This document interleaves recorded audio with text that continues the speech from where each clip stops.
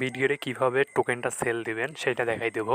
তো টোকেন কিন্তু দুইটা ধাপে সেল দিতে হবে। প্রথম কথা হচ্ছে টোকেনটাকে আগে ডলারে ট্রান্সফার করতে হবে।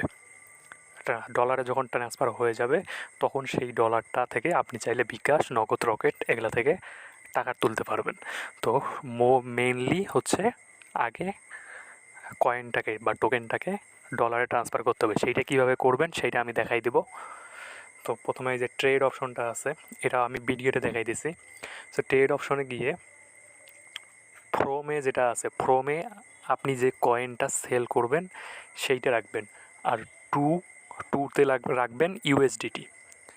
তো আমি এই যে ধরেন ক্যাটস যদি সেল করেন তাহলে ক্যাট সিলেক্ট করবেন, করে এই যে এরকম চলে আসবে যে ক্যাটস থেকে ইউএসডিটিতে কীভাবে টাকা নেবেন। এরপর যেটা করবেন, আপনি যত কয়েন সেল দিতে চান সেই কয়েনটা এখানে লিখতে পারেন। আবার যদি আপনি সব কয়েনই সেল দিতে চান তাহলে এখানে এই যে ম্যাক্স অপশন আছে, ম্যাক্সে ক্লিক করবেন। ম্যাক্সে ক্লিক করলে আপনার সবগুলো যত কয়েন আছে সবগুলো এখানে শো করবে।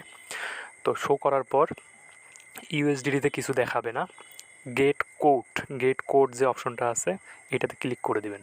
ক্লিক করে দিলে আপনার কত কয়েন আছে এবং এই কয়েনের বদলে আপনি কত ডলার পাবেন সেইটা দেখাবে।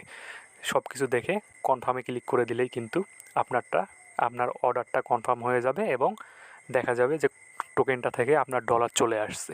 সো এইটাই হচ্ছে নর্মাল প্রসেস, খুবই সিম্পল। যারা কোনো টোকেন সেল করতে চান তারা এইভাবে টোকেন সেল করে ডলারে ট্রান্সফার করতে পারবেন এবং পরবর্তীতে সেই ডলার সেল করে বিকাশ, নগদ, রকেটে টাকা তুলতে পারবেন। ধন্যবাদ।